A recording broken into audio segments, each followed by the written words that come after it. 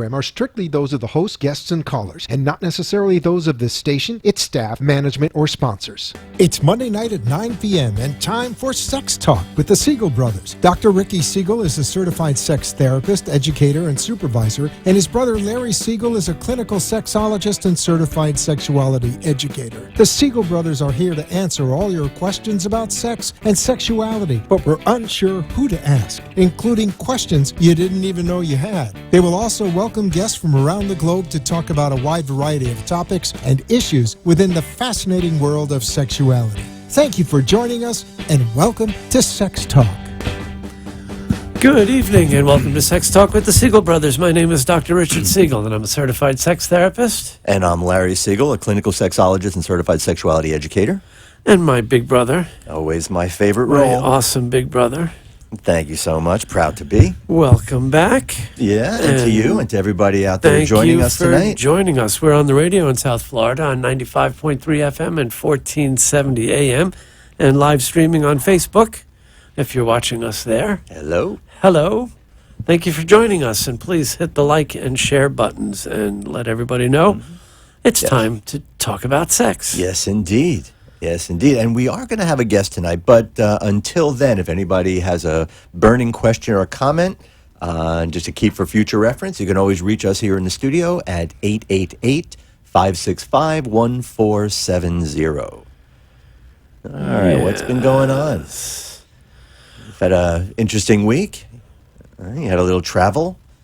Indeed. Mm-hmm. Anything sexually interesting in New Orleans?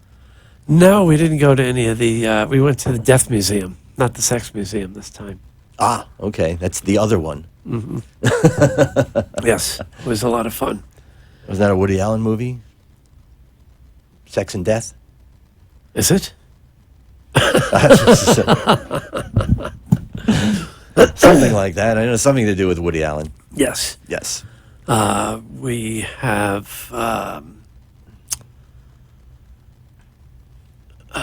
What do we have? I don't know. We have all kinds of things. I know. What's on your mind? We have a guest tonight. Yes, we do. One of our favorite people. Mm-hmm. And my co-editor in the textbook we wrote together. Well, we co-edited together and wrote several chapters on the art of sex therapy supervision. I've had the pleasure of working with Dr. James Wadley as a co-supervisor at ASEC conferences for the past couple of years. Yes, indeed. I think you guys set a record. Yes, indeed. And we have lots of incredible friends in common in our sex therapy circles. And he's come up from the Philly crew. There hasn't been too many sex therapists. But there's the Widener program and the Council for Relationships and a lot of the folks we've known for a long time. Yes. But he is James on the with phone. us? I believe he's on the line. Hey, James, you there on the line? Hey, guys. How you all doing? Hey, how are you, James? Very well. We are good. happy to have you. Can Yes. we have Do we visual? have a visual or are you just here, on or the just, phone? Yeah, I was hoping I could hear it on the computer, but the phone is fine. There There you are. Now we got you. Okay, For our I see- Facebook as you can friends. tell, I have a few of my friends with me. Good. Good. Excellent. Yeah. Nice to see you now. Yeah. Have you been? Man, hanging in there, probably trying to do too much, burning the candle at both ends, and just trying to maintain my sanity and good credit. And how's that going? Oh, my gosh. My sanity is fine, but it's getting harder and harder to maintain good credit in these troubling times. Yes, Wow. indeed. See, I would almost say the opposite. My credit is getting better, and my sanity is dwindling dramatically. We all have too much on our plates and could all use a little bit more saying no. Yeah. But Right. you've been incredibly busy, even since in the last couple of years since our book came out, The Art of Sex Therapy Supervision. In fact, you have a brand new one coming out. Yeah, I got another book coming out. It is the Handbook of Sexuality Leadership. And I am really looking forward to, birthing this baby, Rick. You know how it is. Yeah, I'm still working off the it- baby weight from the last one. Excellent, excellent. And I'm sorry I flaked on you for that one. No, no worries. I mean, like as we were saying, I know that folks are busy, and because I kind of shoot from the hip, and I really don't have a plan. I just like to go and do.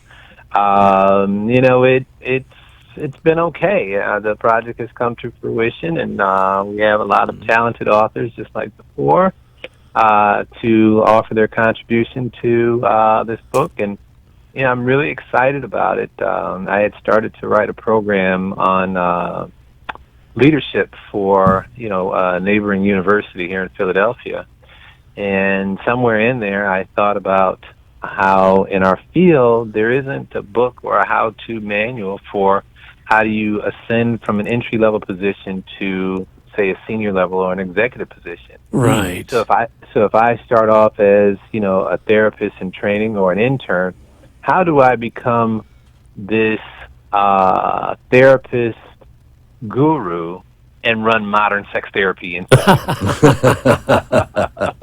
and create this global dominance in the field? Yeah, sure.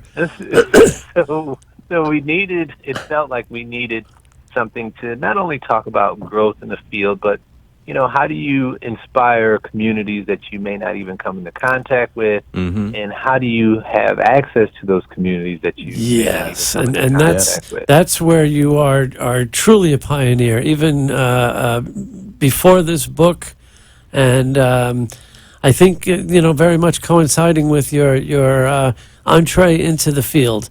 And I know you've heard this story at least a dozen times from me, but Larry was there.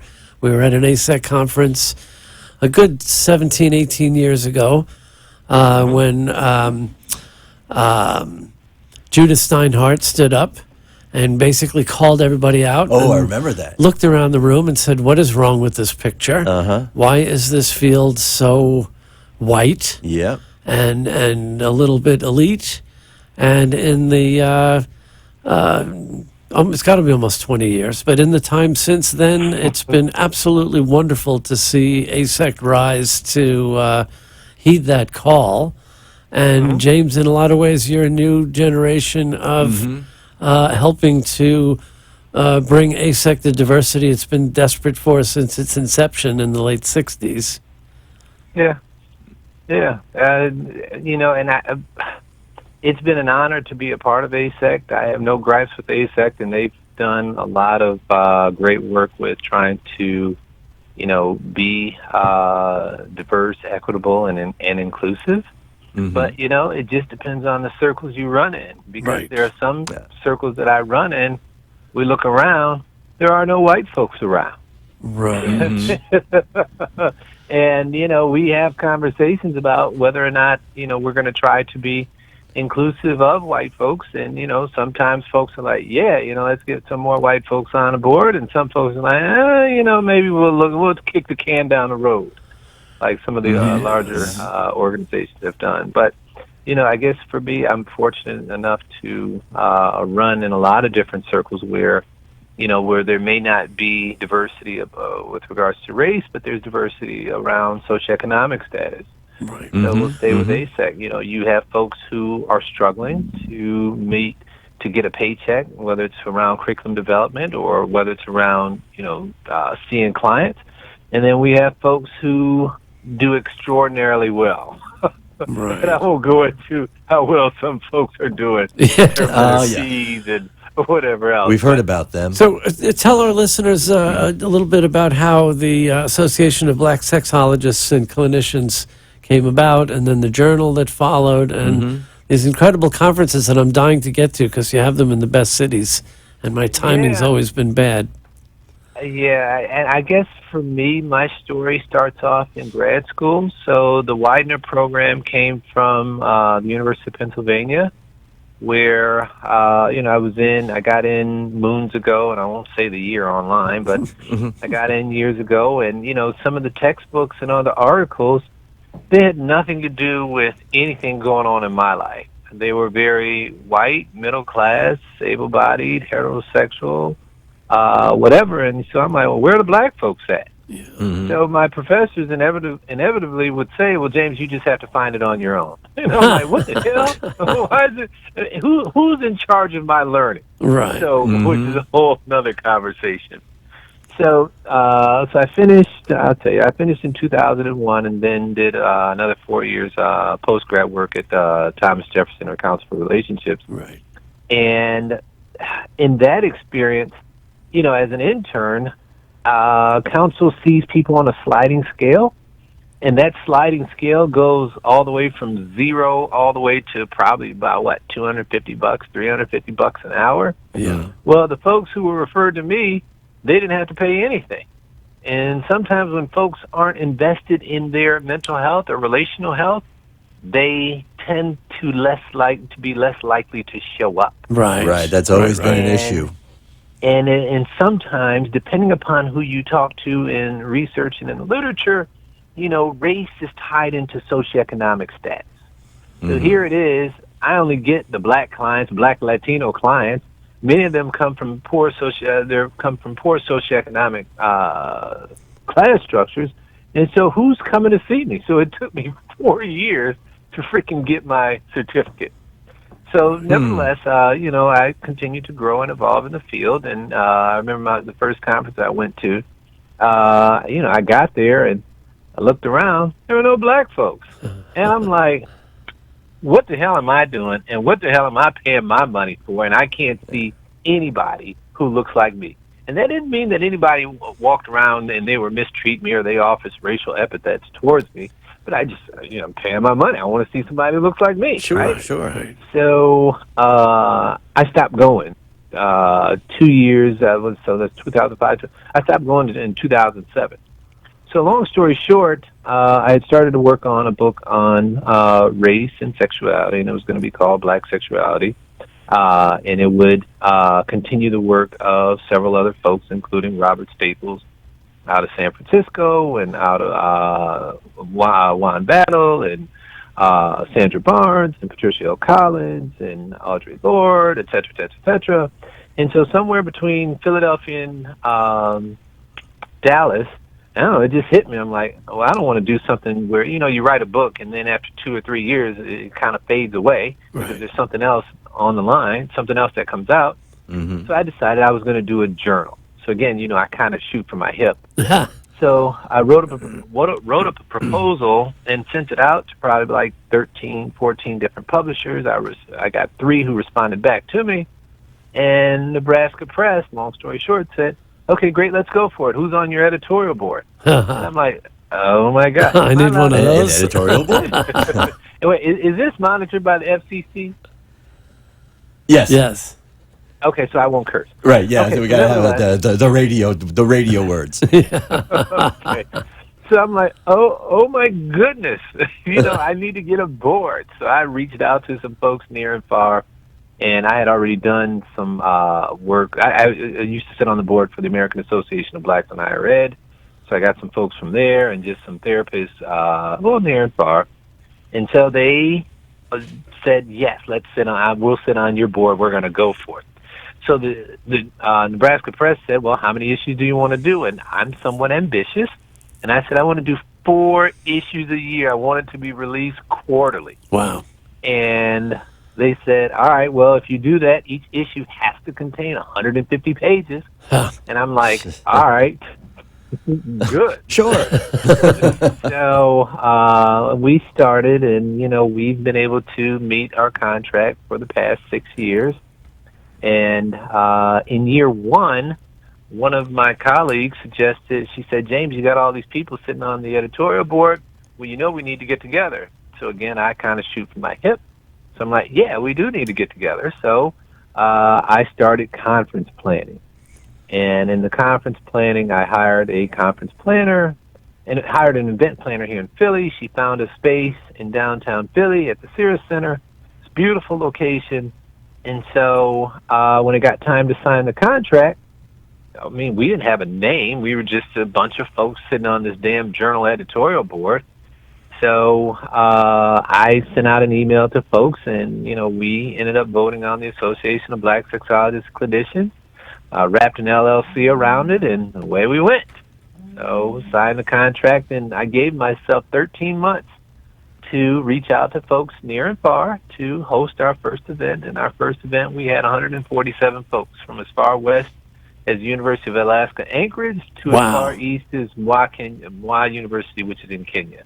Huh. Nice. And it was awesome. Yeah. So, Very nice. I belong to organizations that can't see beyond these North American borders, and I always wanted to be a part of an organization that could enable me to go and present or be a part of something that was outside the United States. So, because we had enough momentum from the first conference, I wanted to do something somewhere in the Caribbean. Yeah. University of the Virgin Islands got back to me, and they said, "Good, let's go for it." And so, oh, great! So St. now I'm Thomas. throwing 2 conferences a year.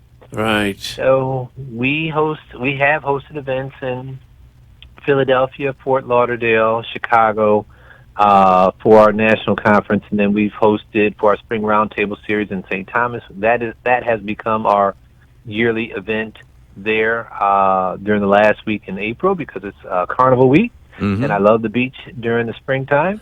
And then, we started the International Lecture Series. And so we've been to Cape Town, South Africa. We've been to Prague, Czech Republic. And then we just came from Havana, Cuba a couple of weeks ago. And so next year we'll be in Santa Marta. Wow. So it's grown, and it's great, and it's relaxing, it's laid back. It's supportive, it's inclusive, and it's awesome. And, but it's a lot of, not to gloss over that too, it's a lot of work to put together. It's a lot of freaking work. Yeah. But how has this, let's call it a movement, impacted on the stigma in communities of color who have historically been not so quick to go and talk to a therapist? Well, I'll say that... Again, it's just folks looking like them, right? Most of what I learned in college and grad school, it's very Western, and it's very Eurocentric. And while we do subscribe to some of those practices, those aren't the only practices that are out there with regards to therapy and healing. So in terms of access, people make assumptions about who they're going to see. Right. And that if it's a person of color, they may make the assumption that just because I am a person of color, that I may have experienced the same things that they've experienced, and they're more likely to call me versus you, or men are more likely to call us versus contacting a woman. So, it's been awesome because the people who a group of people who I spend time with, we work hard towards demystifying what therapy is. Right. And we work hard at trying to, create avenues for conversations and access to good mental health and sexual health care. Nice. So I want to ask you this question because, there seems to be sort of a change in emphasis, and I understand inclusion and diversity and access, availability and all that stuff. But, when I was growing up, it seems that the big push, particularly from communities of color, was please don't treat us any differently. Right? We all are the same. We treat everybody in the same way, and we're looking at issues like that. When did that change? Right? Now we have, all these different racial and ethnic groups that sort of seem to be having their own focus. And I guess my question is, what is different about black sexuality for people that, again, and that's a question that I often hear as well. Yeah, so if we can go back to the late 70s and the early 80s, where there was this big push regarding multiculturalism, right? Right. So if you, I don't know you all are probably familiar with the work of Sue and Sue. and they're looking Sue and Sue, or even Margaret Mead, for crying out loud. Right, Yeah. right. Where you have these clinicians and researchers going into these spaces that are different than, say, white folks, right? Mm-hmm. And so from the multicultural movement, we went to what's called the social justice movement, where, yes, you recognize that, you know, we all want to be equal, we all want to be treated fairly, we all want to be treated appropriately, but then the social justice movement was a little bit more nuanced, and it recognized that for some people, treating them equally assumes that they will have access to the same opportunities as white folks. So if, let me see, what's a good example? So for example, if I drive down the street, all of us have an opportunity to drive down the street and get from point A to point B. Mm-hmm. If I go through a stop sign, actually this just happened last week.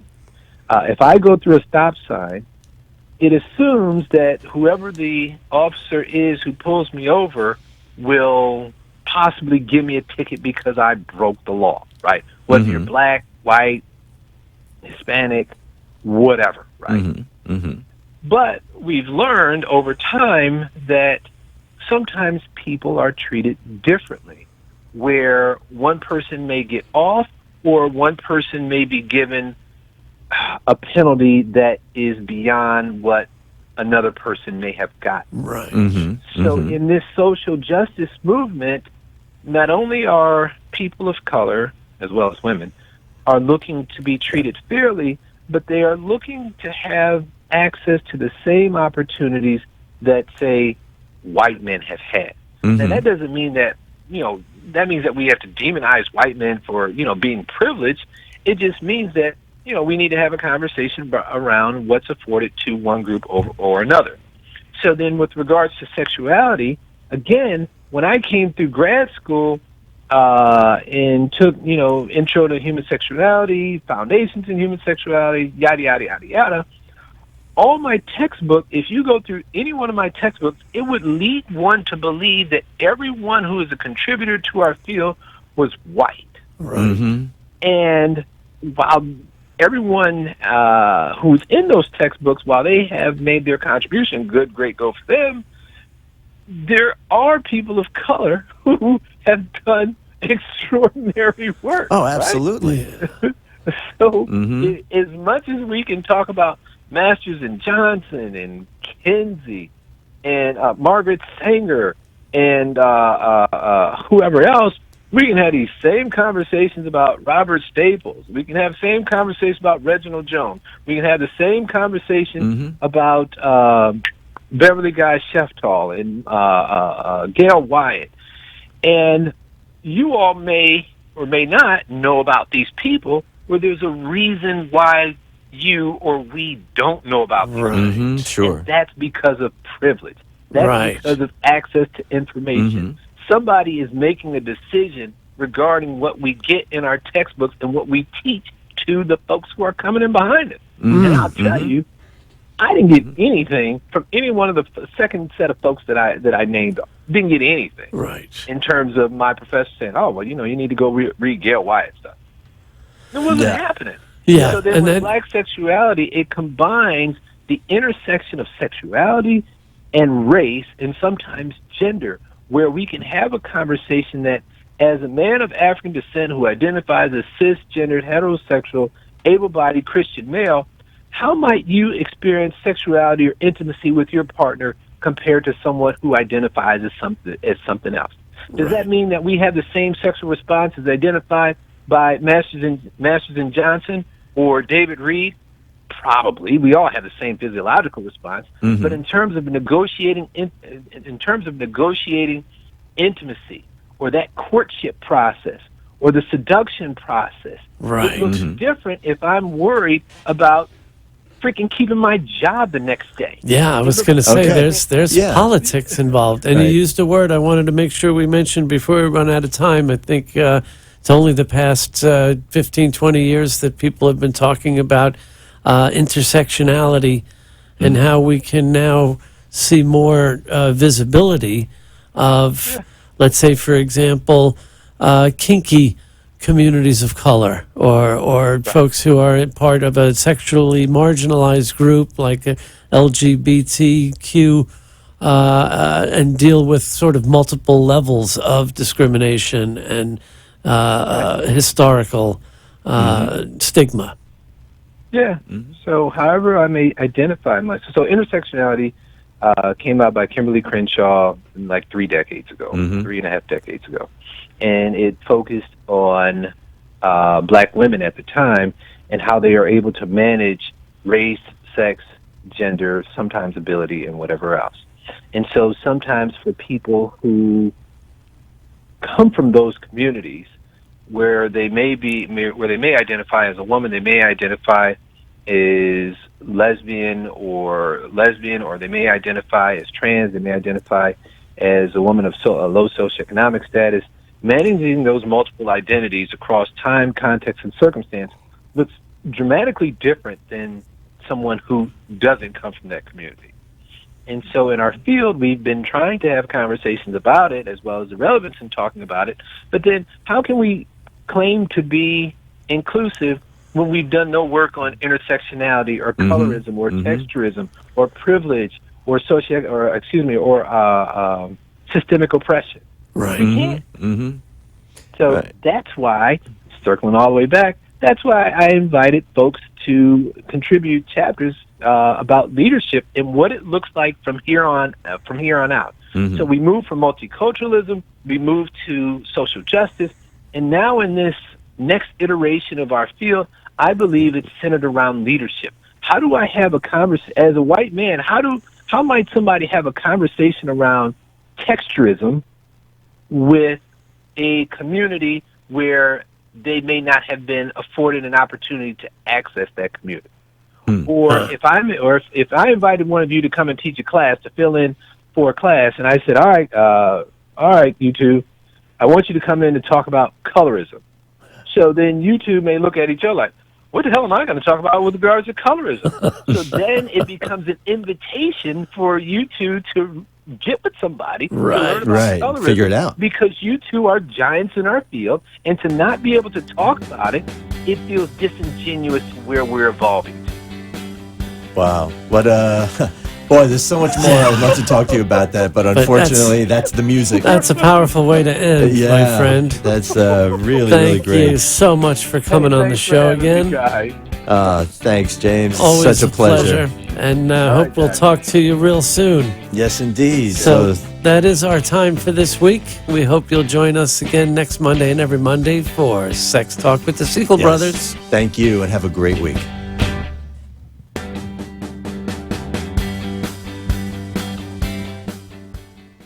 You've been listening to Sex Talk with the Siegel Brothers. Join us every Monday night at 9 p.m. on WNN, 1470 AM and 95.3 FM. Or watch live streaming video at AMP2 TV Productions on Facebook, or look for the shows on YouTube. Thanks for tuning in, and we hope you'll join us again next week.